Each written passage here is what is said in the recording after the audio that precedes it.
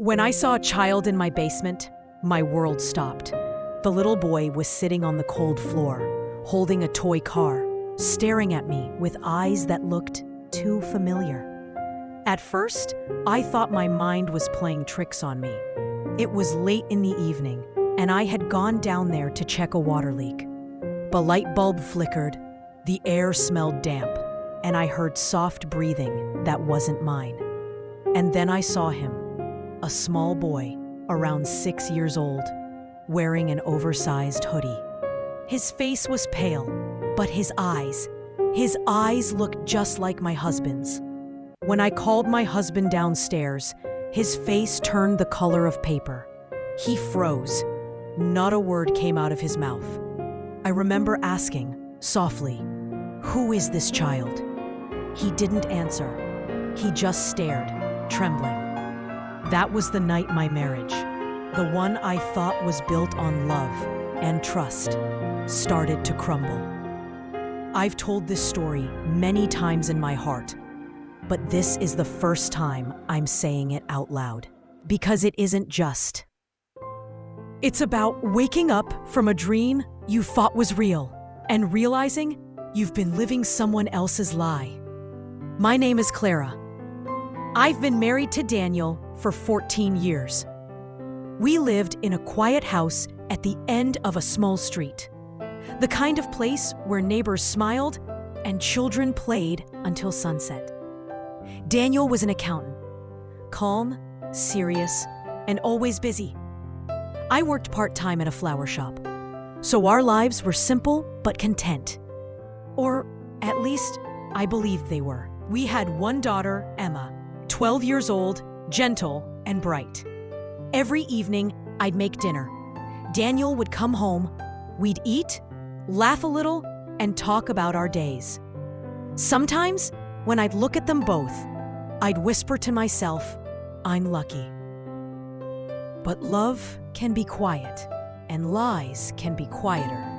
For years, Daniel had small habits that I never questioned. He'd go out on Saturday mornings, saying he had extra work. He'd get outside to answer them. He never let me touch his briefcase. I thought it was just his way, private and organized. One night, Emma asked, "Mom, why does Dad sometimes come home smelling like baby lotion?" I laughed it off. I said, maybe he held a coworker's baby or visited a friend. Kids say strange things, and I didn't want her to worry. But that question stayed in my mind. Still, I pushed it aside. Love teaches you to trust, even when you shouldn't. It started with the basement. We hardly used it, except for storing old boxes and Christmas decorations. But that week, there was a strange smell coming from downstairs, like something damp and sweet at the same time. I mentioned it to Daniel. He said he'd take a look later, but he never did. So one afternoon, while he was at work, I went down myself. The air was cold. I turned on the old light bulb, and it flickered weakly. There were footprints on the dusty floor, small ones. At first, I thought maybe Emma had been down there. But then I saw a blanket folded near the corner, a small cup, and a toy car. My hands started shaking. Someone had been living there. I was about to run upstairs when I heard a soft sniffle. That's when I saw him, the little boy. He was hiding behind a stack of boxes. His hair was messy, his clothes too big for him. He looked frightened, but not wild, as if he'd been told to stay quiet. "Hey, are you okay?" I whispered. He didn't answer. "Hey, are you okay?" I whispered. He didn't answer. He just looked at me, clutching the toy car. When I asked his name, he said something I didn't expect. He said, "Daddy said not to talk to you." My heart stopped. "Daddy?" I asked. He nodded slowly. That's when I called Daniel. When he came home and saw the boy, he turned pale as death. His lips moved, but no sound came out. "Who is he?" I asked again. And finally, he whispered, "He's my son."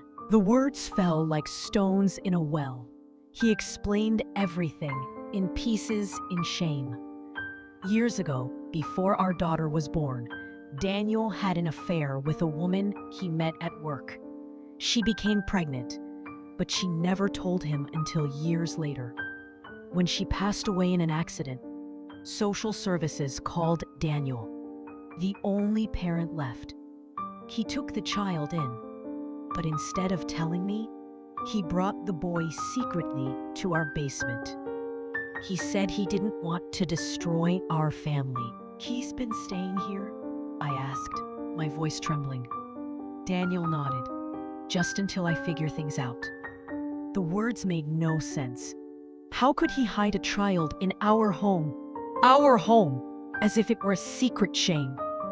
The boy's name was Noah, 6 years old, quiet, polite, and heartbreakingly innocent. He didn't deserve any of this. That night, I didn't scream. I didn't throw things. I simply sat down on the stairs and cried silently.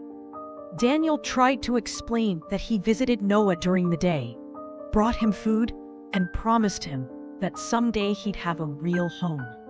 But he was lying to both of us. When I looked at Noah, I didn't see a mistake. I saw a child who'd been hidden from love, trapped between guilt and fear. The next morning, I made him breakfast. Pancakes, orange juice, and a smile. I didn't really feel. He looked confused but happy. Daniel stayed silent, watching us from the kitchen doorway. Later that day, I went to social services myself. I told them everything. They took Noah into care, promising to find him a safe place. Daniel begged me not to do it. He said I'd ruin him, that his career and reputation would be gone. I told him quietly, "You already ruined yourself the moment you made our home a lie." For days, our house